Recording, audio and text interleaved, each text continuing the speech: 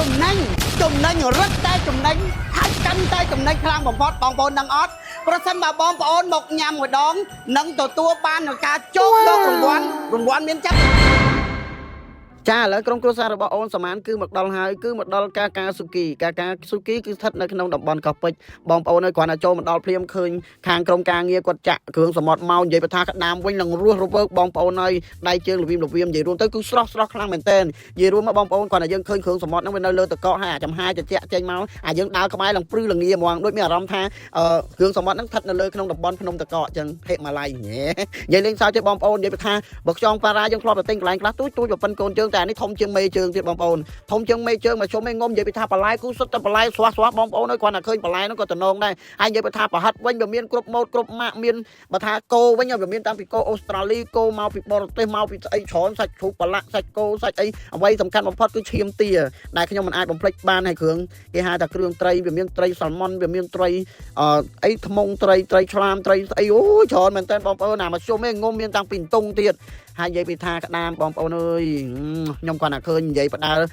់និយាយរួមទៅ review បដាល់និយាយពីនេះបដាល់អាទឹកមាត់ខ្លួនឯងហៀកតណោឆ្ងាញ់ណាស់បងប្អូននិយាយថាបកងខបកាខឡើងប៉ុណ្ណាណីមកផាក់លើបងប្អូនដែលចូលចិត្តញ៉ាំផាក់លើមានប្រវៀនជ្រូកផាក់លើហើយជាមានតែជាតិទាំងចំមកជ្រូកផាក់លើអូនិយាយបងប្អូនឲ្យជ្រក់ជើងទាជ្រក់អីហ្នឹងគឺថាបងប្អូនអើយអាហ្នឹងមកជុំឯងងុំនិយាយពីថាបាយឆាមីឆាមិនសមានទូតែញ៉ាំមិនក៏ត្រូវតែមិនចោលដែរអាបាយឆាមីឆាហ្នឹងជាតំណប់ជាពិសេសនំគួងតយ៉នំគួងដែលបងប្អូនចូលចិត្តមកនិយាយពីថានំបញ្ចុកគឺមិនចោលតែហ្មងតកែហាងគាត់ថាគាត់ចោលអីបានរឿងនំបញ្ចុកចោលមិនបានទេនំបញ្ចុករបស់ខ្មែរយើងមានបរទេសខ្លះមកគាត់សង្កត់ធ្ងន់រឿងនំបញ្ចុកហ្នឹងគាត់ថាបានដែរនំបញ្ចុកគាត់មានស្លការីនិងណាំយ៉ាអ្វីដែលសំខាន់គឺភ្លាហើយនឹងញោមហើយនឹងជ្រក់របស់គាត់អូយមានច្រើនមុខមែនតែនណែបងប្អូនណែអាហារដែលឆ្ងាញ់ល្បីបំផុតណាបងប្អូនភាគច្រើនគឺមករកសុកខួរគោហើយចំណឹងពោះគោបងប្អូនអើយណែឃើញហយអត់ទេបងប្អូនហយសំពងហ្នឹងនេះគឺជាអាហ្នឹងគេហៅថា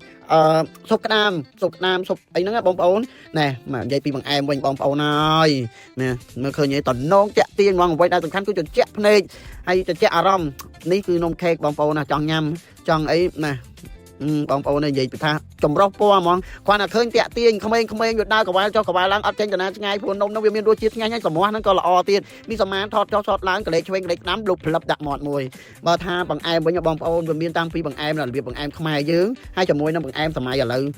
ណែបងប្អូនបាទនេះគឺតកកឈូសហើយនិយាយពីថាមានគ្រប់មុខគ្រប់ម៉ូតគ្រប់ម៉ាកហើយអ្វីដែលសំខាន់បំផុតគឺម្ជូរនឹងកំងគីឡូបងប្អូនចង់ញ៉ាំម្ជូរក៏មានតែពេញថាណែបងប្អូនចង់ញ៉ាំនំគៀវអីចង់ញ៉ាំស្រយោអីចង់ញ៉ាំនំជៀនអីផ្សេងដលងជៀនអីម៉ាច់កំងបងប្អូនអើយគ្រាន់តែនៅដើរក្បែរឃើញដូចថាផ្សែងហយសំពងដោយថាបំពងឆ្អិនភ្លាមយកមកដាក់ភ្លាមហ្មងមកសម្រាប់ភេសជ្ជៈគឺ free ភេសជ្ជៈមិនត្រឹម free ភេសជ្ជៈ free តាំងពីស្រាបៀរទៀតណាការ៉េមវិញរាប់10ការ៉េមរាប់10មុខសម្រាប់ក្មួយបងរើសញ៉ាំណែឃើញភ្ញៀវកិត្តិយសឲ្យបងប្អូននិយាយពីថាច្រើនមែនតើប្រហែលមែនទេតែនិយាយណាបងប្អូនមើលទៅនិយាយពីថាក្រោយនោះក៏ហាសែនច្រើនរហូតតែកន្លែងទៅទឹកអង្គុយសឹងបានផងចាំបើថាមេគាត់ថាបើសិនជានេះហ៎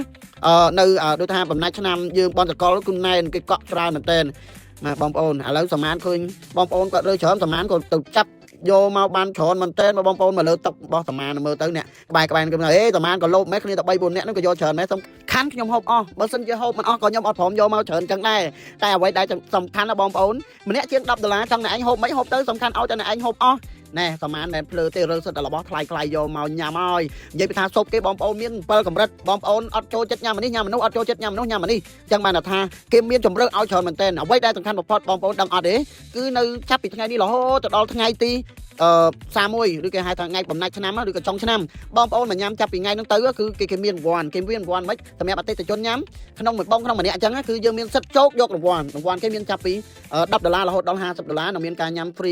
free សម្រាប់បងប្អូនអាហារបុហ្វេទៀតអាហ្នឹងរង្វាន់ណាអ្វីដែលសំខាន់បំផុតបងប្អូននៅចុងកតុយនឹងមានការចាប់រង្វាន់ឲ្យបងប្អូនទស្សនាតោះឥឡូវសមានហេវញ៉ាំជុំគ្នាហើយនឹងទស្សនាដូចតទៅចំណេញរត់តែចំណេញហើយកាន់តែចំណេញខ្លាំងបំផុតបងប្អូនដឹងអត់ប្រសិនបើបងប្អូនមកញ៉ាំម្ដងនឹងទទួលបាននឹងការជោគយករង្វាន់មានចាប់ពី$10រហូតដល់$50ចង់ថាបងប្អូនណាមានសំណាងអត់មកអូនសមានឧទាហរណ៍ឲ្យមើលមិនឧទាហរណ៍ទេអូនសមានមិនមកញ៉ាំឥឡូវអូនសមានមានសិទ្ធគឺជោគរករង្វាន់មកបើសិនជាសមានមានរង្វាន់នឹងជោគបាន$50បងប្អូនយើងជោគមួយឆ្នោតបើសិនជាយើងមានសំណាងពី$10 20តាមតែរហូតដល់$50ចឹងអូនសមានសូមជោគមួយឆ្នោតទេណា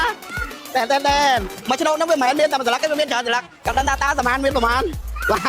មួយឆ្នោតបាន3ស្លឹកតោះឥឡូវជួយអូនមើលទាំងអស់គ្នាមួយអូនសមានហ្មងថាតើសមានបានរង្វាន់សុំចាប់ពី$10រហូតដល់$50ឬក៏អត់1 2 3តែ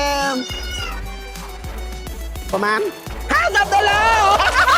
ឃើញអត់បងប្អូនចំណាំមែនបាន50ដុល្លារមួយចំ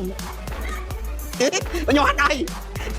រត់ទៅលេខ2ខ្ញុំអត់ដៃអត់2ខ្ញុំអត់ដៃដល់ពេលមកអត់រង្វាន់អូ50ដុល្លារទៀតអូ It was at this moment that he knew he fucked up. ទី100ដុល្លារអូលោកអើយ50មួយទៀតមកក៏150ហ្នឹងអូឡើងខ្ញុំអត់ដៃនិយាយមែនអូ50ទៀតហើយតាមបាន150អើយចាំបានថាចំណេញលើចំណេញមកញ៉ាំអត់តែជាង10ដុល្លារទេតាមបាន150ដុល្លារត្រឡប់ទៅវិញកុំលេចណាមកញ៉ាំទាំងអស់គ្នាជាមួយនឹងកាកាស៊ូគីទាំងអស់គ្នា